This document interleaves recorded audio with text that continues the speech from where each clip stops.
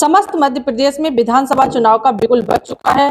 भाजपा और कांग्रेस दोनों ही पार्टियों ने अपनी अपनी तैयारी शुरू कर दी है। वहीं हम पहुंचे हैं मध्य प्रदेश के जिला भिंड में। मेरे साथ इस समय मौजूद कांग्रेस प्रत्याशी रामकिशोर भारद्वाज जी। आइए इनसे बातचीत करते हैं, जानने की कोशिश करते हैं कि किस तरीके से चुनाव की तैयारियां कर रहे हैं और जनता के बीच जा रहे हैं।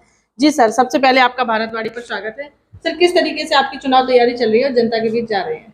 भाई, चुनाव की स्पेशल कोई तैयारी नहीं होती, क्योंकि हमारा मतलब हम तो जमीन से जुड़े हुए कार्यकर्ता हैं, हम वकील भी हैं, तो हमारा निरंतर जनता से संपर्क रहता है, उनकी समस्याओं को निदान करना संपर्क रहता है। इसके अलावा मेरी पत्नी भी गांव से सरपंच रही, तो हम लोग ग्रामीण की जो समस्याएं होती हैं उनसे प्रारंभिक रूप से जुड़ा रहता हूं और उनकी समस्याओं को हल करता रहता हूं। स्पेशली कोई चुनाव की ऐसी तैयारी नहीं होती कि जिससे कि अपना तो निरंतर संपर्क है जनता से, तो जनता ही चुनाव जिताती है और जनता ही चुनाव हराती है।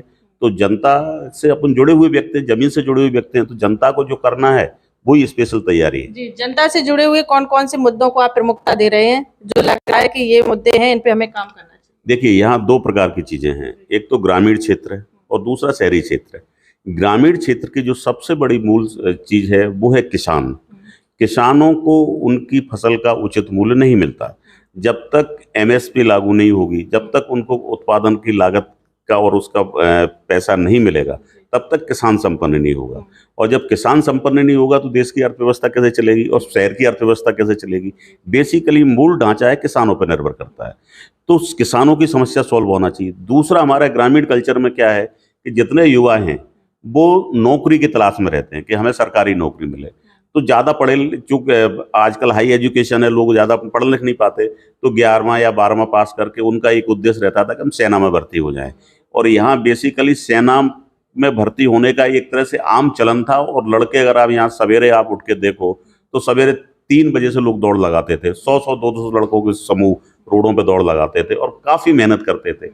जब से ये अग्निवीर जो योजना आई है, उससे हमारा पूरा युवा इतना कुंठित और इतना डिप्रेशन में चला गया है कि उसकी जो उद्देश्य था, उसके जीवन को कैसे चलाएगा, वो ऑब्जेक्ट ही खत्म हो गया। तो ये जब तक किसान युवकों के लिए रोजगार उपलब्ध नहीं होगा, तब तक वो समस्या सॉल्व नहीं होगी। जैसा कि आपने किसानों और युवाओं के बारे में बात कही है, तो अब यहाँ की जनता आप पे विश्वास जताती है और विधायक बनते हैं, तो किसानों के लिए या युवाओं के लिए आप क्या करना चाहेंगे? देखिए, किसानों के लिए ये राष्ट्रीय लेवल का मुद्दा है, क्योंकि मैं प्रदेश में उपाध्यक्ष भी रहा हूँ। तो इसलिए मेरा सोचना ये है कि जब तक राष्ट्रीय नेतृत्व इस बात का दबाव नहीं बनाया जाए, बेसिकली यहाँ पर जो युवकों के लिए, और मुझे नहीं, मैं अपनी बात नहीं कह रहा हूँ, जितने भी विधायक जहाँ से भी लड़े और चुनाव जीते हैं, वो चुनाव लड़ने के बाद केंद्र की जो भी सरकार हो उस पर यह दबाव बनाए कि अग्निवीर योजना खत्म होना चाहिए, युवकों को उससे रोजगार मिले। और वही चीज किसानों की है। किसानों का कितना बड़ा आंदोलन चला, लेकिन एमएसपी लागू नहीं हुई। उसकी उत्पादन लागत क्या आ रही है? अगर सिंपल सी बात करें, 1 बीघा में 20 मन गेहूं होता है, उसमें 1 यूरिया लगती है, 1 डीएपी लगती है, 5 पानी लगते हैं, 5 बार जुताई होती है, फिर कटाई, फिर थ्रेशरिंग। उसके बाद उसको अगर अमाउंट किया जाए तो 8 क्विंटल होता है, और 8 क्विंटल गेहूं कितने में बिका? और फिर उसकी जो खुद की जो मेहनत है वो उसमें काउंट ही नहीं होती। जबकि अब आप देखिए, अगर किसी के पास 20 बीघा जमीन है और 20 बीघा जमीन वाला आदमी गांव का प्रतिष्ठित व्यक्ति माना जाता है, उसमें उसको मेडिकल एड चाहिए, उसमें बच्चों की शिक्षा चाहिए, जो गांव का प्रतिष्ठित व्यक्ति भी है, शादी है, बात है, पच है, इस प्रकार की चीजें सब है। जब वो इससे जुड़ के चलता है तो निश्चित रूप से वो हर साल कर्ज में चला जा रहा है, कर्ज में डूबा चला जा रहा है, और ये विस्फोटक स्थिति होगी देश की। मैं जिले की बात नहीं कर रहा हूँ, एक कॉन्स्टिट्यूंसी की बात नहीं करता हूँ, पूरे देश की स्थिति बता रहा हूँ कि एक इतनी विस्फोटक स्थिति होगी।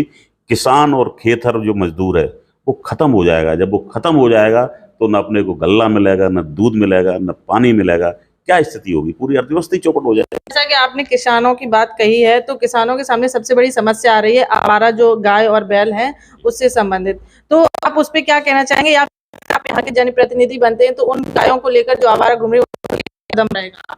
सबसे पहली बात, किसानों को आवारा छोड़ दिया गया। उसके लिए पिछली बार जब हमारी कांग्रेस की गवर्नमेंट बनी थी, तो कमलनाथ जी ने हर गांव में गौशाला का खोलने का आयोजन किया था।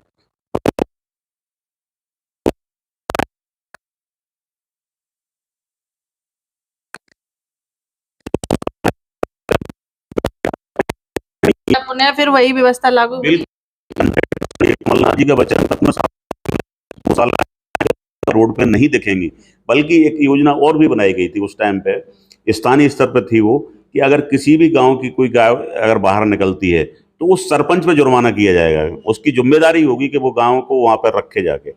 ये लोकल व्यवस्था थी, लेकिन प्रशासन के द्वारा वो की गई थी, विशेषकर भिंड जिले की बात मैं कर रहा हूँ।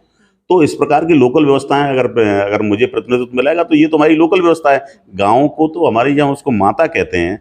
जगह जगह अभी आप रात के निकलेंगे तो यहाँ रोडों पर 100 गाय खड़ी बैठी मिलेंगी। कितने एक्सीडेंट हो रहे हैं, कितनी दुर्घटनाएं हो रही हैं।